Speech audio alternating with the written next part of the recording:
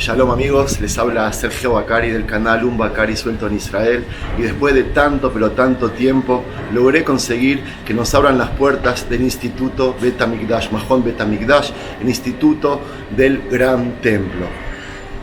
En el judaísmo aún no nos decidimos si el Gran Templo se va a reconstruir una vez que venga el Mesías, o el Mesías, el Mashiach, va a venir cuando se construya o se reconstruya el Templo de Jerusalén. Así que eso es una pregunta que nos ocupa en el judaísmo, pero lo que está haciendo este instituto es promover la reconstrucción del templo, y lo que hicieron acá es abrir un museo que nos va a explicar cómo eran los trabajos dentro del gran templo de Jerusalén, cuándo y dónde nació, cómo se vestía la gente. Es un lugar hermosísimo que de verdad hay que darle las gracias que nos abren las puertas solo para nosotros.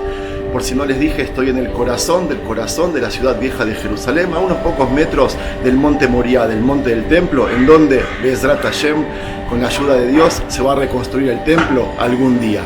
Entremos. Bueno amigos, ya estamos dentro del museo, el museo todo para nosotros. Este museo está dividido en 3 partes. Esta es la primera parte, que se llama Ezrat Nashim, que vendría a ser una representación donde podía entrar todo el pueblo. Es la parte de afuera del gran templo, la parte de la explanada, que todo el pueblo venía hasta aquí y rezaba. Un lugar que estaba lleno de balcones para las mujeres, y el patio también para todos aquellos que podían entrar aquí, pero antes purificarse. Vamos a recorrer los 3 lugares. Vamos a empezar por el primero. Yo me comprometí a que en cada uno de los espacios iba a hacer una introducción. Para ellos es importante de que ustedes me vean a mí aquí adentro, así que yo respeto las leyes con las que nos permitieron entrar y filmar. En realidad este lugar, más que un museo, como vengo diciendo, es un instituto, una fábrica, un proyecto a llevar a cabo, una iniciativa. Y desde ya le pido a los hermanos cristianos que están viendo este video no juzgar. Por favor, sean tolerantes o simplemente no participen. Gracias. El Instituto del Templo tiene un solo objetivo: cumplir con el mandamiento de edificarán para mí un santuario y yo habitaré en medio de ellos. Se trata de un mandamiento de la Torá que el pueblo judío, el pueblo de Israel, desea que se lleve a cabo en cada generación desde que se destruyó el último templo hace 1952 años. Aquí se exhiben los recipientes reales para el futuro templo, y si fuera por ellos, por la gente del instituto, ya está todo listo. Hay sacerdotes que saben lo que deben hacer, hay animales que son criados para sacrificios, hay vestimentas, y aquí verán amigos los objetos ya listos, aptos por lo descrito en la Torá, y solo habría que trasladarlos. Este instituto se considera por el judaísmo como la primera etapa para la restauración del gran templo, y los objetos que verán son 100% sagrados.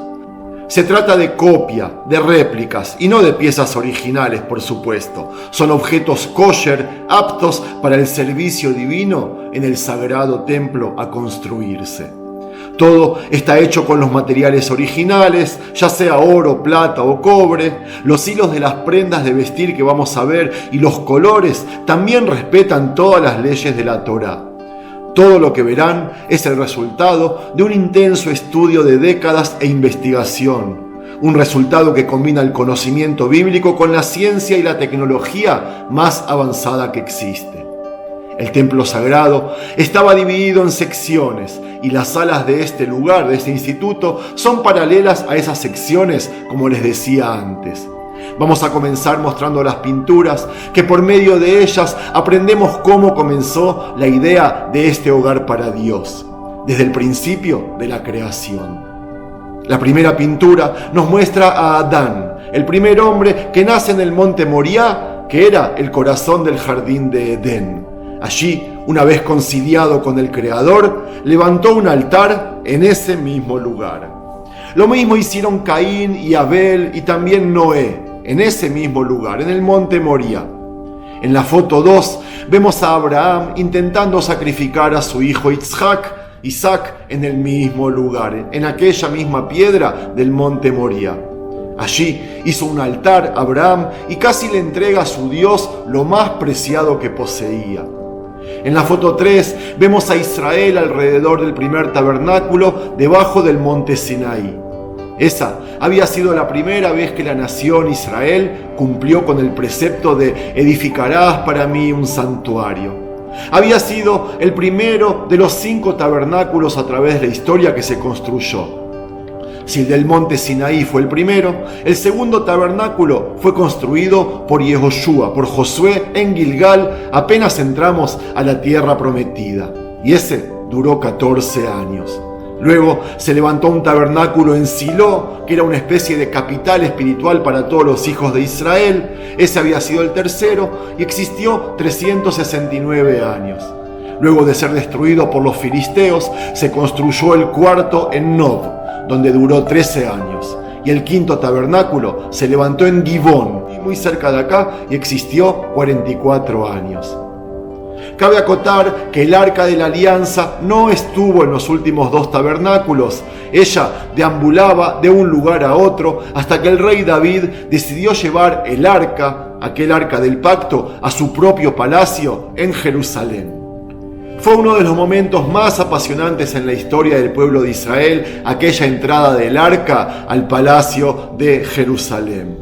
El rey David y el profeta Samuel establecieron el lugar exacto en el que se levantará en un futuro el templo fijo. El rey adquirió el terreno a cambio de dinero y estableció la infraestructura para el mismo. El primer templo fue construido por el rey Salomón, el hijo de David, en el monte Moriah de Jerusalén, a unos 50 metros de este instituto y en la misma roca, sobre la misma roca que había acontecido todo lo que les conté hasta ahora. Allí se trasladó el acta del pacto en el lugar más santo del planeta, por lo menos para los judíos. En la imagen 6 vemos la ceremonia de la inauguración del primer templo, así como fue detallada en el libro de los Reyes. Los sabios nos enseñan que un fuego divino descendió del cielo directamente al altar y allí se quedó hasta que el templo haya sido destruido luego de 10 años. Junto con la destrucción llegó el exilio de Babilonia durante 70 años y al cabo del mismo, por medio de Zerubabel, se construyó el segundo templo. Pero al cabo de siglos, Herodes lo derribó y sobre sus ruinas hizo uno de los edificios más grandes y lujosos que jamás se conoció en la historia de la humanidad. Aquel templo de Herodes fue destruido el mismo día que el primero, el 9 del mes de Ab del año gregoriano 70, en manos de los romanos. La maqueta que vemos es una copia exacta de lo que era aquel segundo templo con sus 3 espacios, incluidos todos los rincones habidos y por haber. 15 patios que conducen desde la sección de las mujeres a la puerta, donde tenía acceso el pueblo y las mujeres, como les dije antes. De ahí se pasaba por la puerta de Nicanor al campamento de Dios, que era el conocido patio de Israel, el lugar de los rezos, y ahí se ubicaba el coro divino de los levitas. Allí, amigos, podemos ver a 3 de los 5 instrumentos musicales mencionados en la Mishnah, 2 tocados por el coro levítico, el arpa y el lira. El arpa cuenta con 22 cuerdas, una por cada letra del alfabeto hebreo. La lira es aquel identificado que nosotros asociamos con el rey David. Los judíos consideramos que el rey David tenía una lira encima de su cama. Cierta noche llegó un viento y tocó el instrumento despertándolo. Era la hora que el rey David meditaba y se conectaba con su Dios. Y a partir de esa noche, cada visita de ese viento lo inspiró para escribir otro salmo. Según la Mishnah, un shofar o cuerno dorado era tocado el primero del 7º mes, como lo ordena la Torá, junto con los potentes toques de las trompetas de plata. Los ayunos eran avisados por un cuerno plateado y las trompetas que vemos, las largas, son, como les dije, para llamar la atención y las cortas para los rezos mismos. Fuera de esto, se utilizaba címbalos y flautas durante las fiestas en el templo. Aquellas 3 fiestas que venían los peregrinos de todo Israel. Pero yo no veo que haya piezas de ese estilo, por lo menos no en esta sala. Antes de pasar a la otra sala y concluir con el primer video, nos encontramos con los utensilios diseñados para las diferentes libaciones o utensilios para recibir la sangre de las ofrendas. Los dejo unos segundos para que los aprecien y enseguida pasamos a la segunda sala.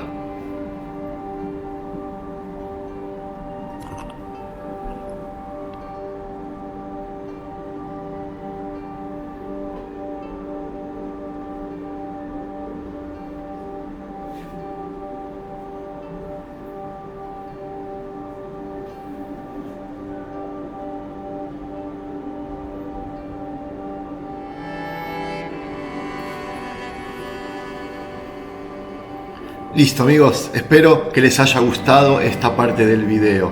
En la próxima sala nos vamos a deleitar con todo lo que había en el segundo lugar del templo. No desmerezco esto que acabamos de ver, pero la próxima está mucho más llena de contenido y objetos sagrados. Si les gustó el material, les voy a dar las gracias por un pulgar arriba.